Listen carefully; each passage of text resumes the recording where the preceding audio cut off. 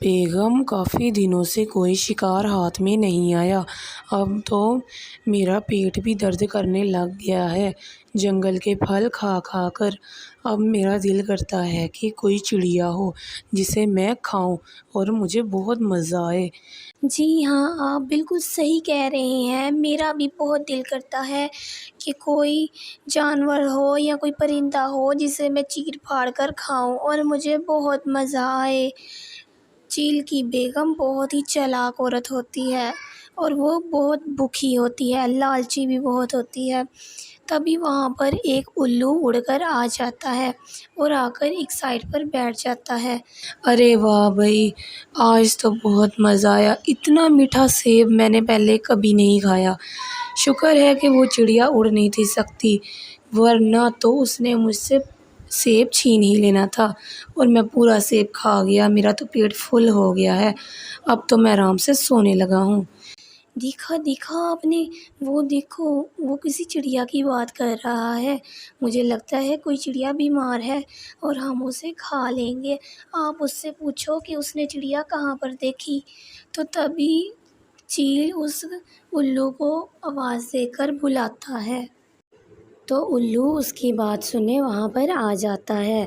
چیل الو سے پوچھتا ہے کہ بھائی تم نے کہاں سے سیب کھایا، ہمیں بھی بتاؤ، ہم نے بھی کھانا ہے۔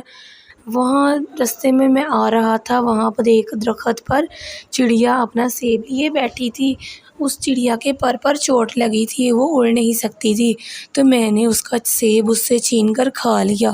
وہ بہت میٹھا سیب تھا، لیکن اس کے پاس تو ایک ہی سیب تھا۔ اب تم جاؤ گے تو تمہیں کچھ نہیں ملے گا۔ اچھا ایسا ہے، تم بس مجھے وہ درخت کا ایڈریس بتا دو، کہاں پر ہے وہ درخت۔ ارے اب تو اس کے پاس ایک بھی سیب نہیں ہے، ہو سکتا ہے اس درخت پر کوئی سیب لگا ہو، آپ ہمیں بتا دو۔ تو پھر اس کے بعد الو ان کو جگہ بتا دیتا ہے۔ چیل اور اس کی بیوی دونوں اڑ کر اس درخت کو ڈھونڈنے نکل جاتے ہیں۔ پاس میں ہی وہ درخت ہوتا ہے، وہاں پر وہ چڑیا بیٹھی ہوتی ہے۔ ارے کوئی ہے جو میری مدد کرے، میں اڑ نہیں سکتی، مجھے یہاں سے اتارو، میں بہت تھک گئی ہوں، کہیں میں گر نہ جاؤں، کوئی ہے جو میری مدد کرے۔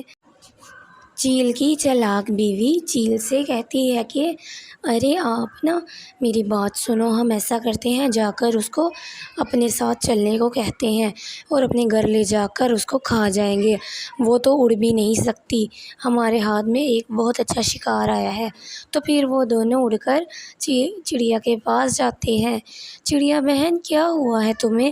ارے شکر ہے تم لوگ آ گئے، میں اڑ نہیں سکتی، میرے پر چوٹ لگی ہے اور ایک الو یہاں سے میرا سیب چھین کر بھاگ گیا ہے، مجھے بھوک بھی بہت لگی ہے، آپ مجھے یہاں سے نیچے اتار دو اور تھوڑا سا کھانا ہو سکے تو مجھے دے دو، میں بہت بھوکی ہوں۔